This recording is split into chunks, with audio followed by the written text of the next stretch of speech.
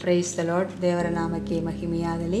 ಇವತ್ತು ನಾವು ಯೆರೆಮೀಯ ಪ್ರವಾದನ ಗ್ರಂಥ 33ನೇ ಅಧ್ಯಾಯ 3ನೇ ವಾಕ್ಯ ಓದಿಕೊಳ್ಳೋಣ. Book of Jeremiah chapter 33 verse 3. ನನ್ನನ್ನು ಕೇಳಿಕೋ, ನಾನು ನಿನಗೆ ಸದುತ್ತರವನ್ನು ದಯಪಾಲಿಸಿ ನಿನಗೆ ತಿಳಿಯದ ಮಹತ್ತಾದ ಗೂಢಾರ್ಥಗಳನ್ನು ಗೋಚರಪಡಿಸುವೆನು. Praise the Lord. ದೇವರ ನಾಮಕ್ಕೆ ಮಹಿಮೆಯಾಗಲಿ. ಕರ್ತನ ವಾಕ್ಯ ಹೀಗೆ ಹೇಳುತ್ತಾ ಇದೆ, ನನ್ನನ್ನು ಕೇಳಿಕೋ, ಕರ್ತನನ್ನು ಕೇಳಿಕೋ ಎಂಬುದಾಗಿ ಹೇಳ್ತಾ ಇದೆ. ನಾನು ನಿನಗೆ ಸದುತ್ತರವನ್ನು ದಯಪಾಲಿಸಿ ನಿನಗೆ ತಿಳಿಯದ ಮಹತ್ತಾದ ಗೂಢಾರ್ಥಗಳನ್ನು ಗೋಚರಪಡಿಸುವನು.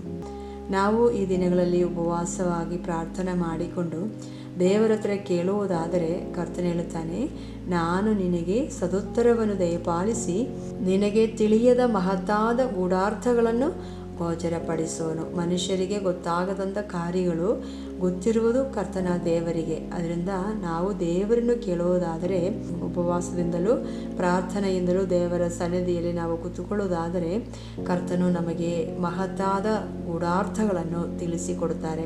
ಯಾವ ರೀತಿಯಲ್ಲಿ ನಾವಿರಬೇಕು, ಯಾವ ಕಾರ್ಯಗಳು ನಡೆಯಲಿಕ್ಕಿದೆ ಎಂಬುದೆಲ್ಲವನ್ನು ಕೂಡ ತಿಳಿಸಿಕೊಡಲಿಕ್ಕೆ ದೇವರು ಸರ್ವಶಕ್ತನಾಗಿದ್ದಾನೆ. ಸನ್ನಿಧಿಯಲ್ಲಿ ನಮ್ಮನ್ನೇ ಸಮರ್ಪಿಸಿಕೊಡೋಣ. ಈ ದಿನಗಳಲ್ಲಿ ದೇವರೇ ತಿಳಿಯದ ರಹಸ್ಯಗಳನ್ನು, ಮಹತ್ತಾದ ಗೂಢಾರ್ಥಗಳನ್ನು ನಮಗೆ ತಿಳಿಸಿಕೊಡಿ ಎಂದು ಬೇಡಿಕೊಳ್ಳೋಣ, ಪ್ರಾರ್ಥನೆ ಮಾಡಿಕೊಳ್ಳೋಣ. ಸ್ತೋತ್ರ ಕರ್ತನೆ, ಸ್ತೋತ್ರ ದೇವರೇ, ನೀವು ಪರಿಶುದ್ಧನು, ಕರುಣಾಮಯನು, ಮಹಿಮೆಯುಳ್ಳ ದೇವರಾಗಿದ್ದಕ್ಕಾಗಿ ಸ್ತೋತ್ರ. ಕರ್ತನೆ, ನಿಮ್ಮ ಕರುಣೆಯುಳ್ಳ ಹಸ್ತವನ್ನು ಚಾಚಿ ನಮ್ಮನ್ನು ಆಶೀರ್ವದಿಸು. ಕರ್ತನೆ, ಬರಬೇಕಾದ ಎಲ್ಲ ಆಪತ್ತುಗಳಿಂದಲೂ ಮುಂದೆಯೂ ನಮ್ಮನ್ನು ಬಿಡಿಸುವುದಕ್ಕಾಗಿ ನಮಗೆ ಸ್ತೋತ್ರ ಸಲ್ಲಿಸುತ್ತೇವೆ.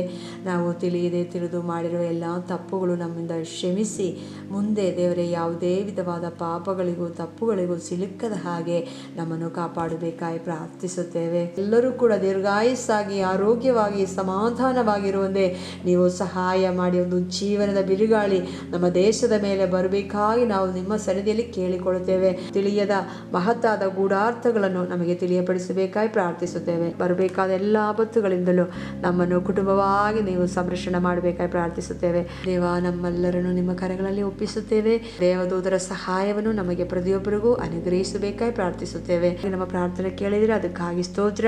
ಪ್ರಾರ್ಥನೆ ಕೇಳಿ ದೊಡ್ಡ ಮಹತ್ತಾದ ಕಾರ್ಯ ನಮಗೋಸ್ಕರ, ನಮ್ಮ ದೇಶಕ್ಕೋಸ್ಕರ ಕೂಡ ನೀವು ಮಾಡಿದಕ್ಕಾಗಿ ವಂದನೆ ಸಲ್ಲಿಸುತ್ತೇವೆ. ಯೇಸು ಕ್ರಿಸ್ತನ ನಾಮದಲ್ಲಿ ಪ್ರಾರ್ಥಿಸಿ ಬೇಡಿ ಹೊಂದಿದ್ದೇವೆ ಪರಲೋಕ ತಂದೆಯೇ, ಆಮೇನ್.